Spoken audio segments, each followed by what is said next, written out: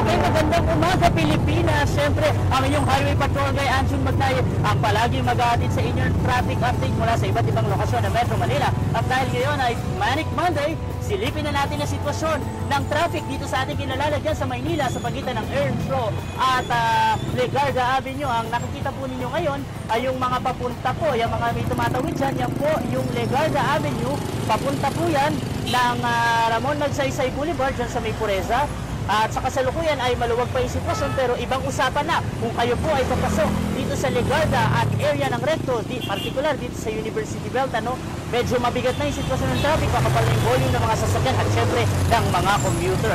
At nakikita nyo naman yung mga papunta naman ng Earnshaw Street, papasok po yan ng area ng balik-balik dito sa May Sampaloc, Maynila. Masikip na yung sitwasyon ng traffic hanggang sa kasalukuyan, kaya sa mga boss natin dyan na papasok sa kanilang mga paaralan na trabaho ngayong umagang ito dito sa lungsod ng Maynila, abay bumangon na po kayo at bilising dahil inaasahang bibigat pa ang sitwasyon ng traffic ngayong umaga. Siyempre, number coding natin ngayong umaga, numbers 1 and 2.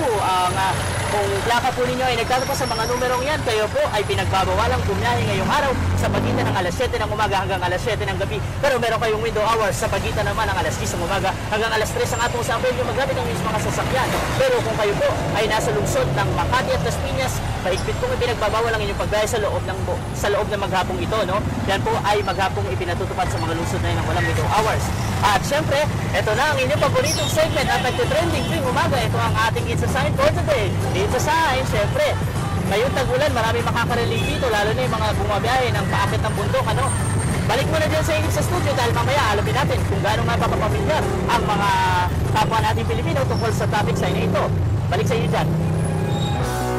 Hi! Ako si Ria Fernandez. Mag-subscribe na sa PTV YouTube channel. I-click lang ang subscribe button.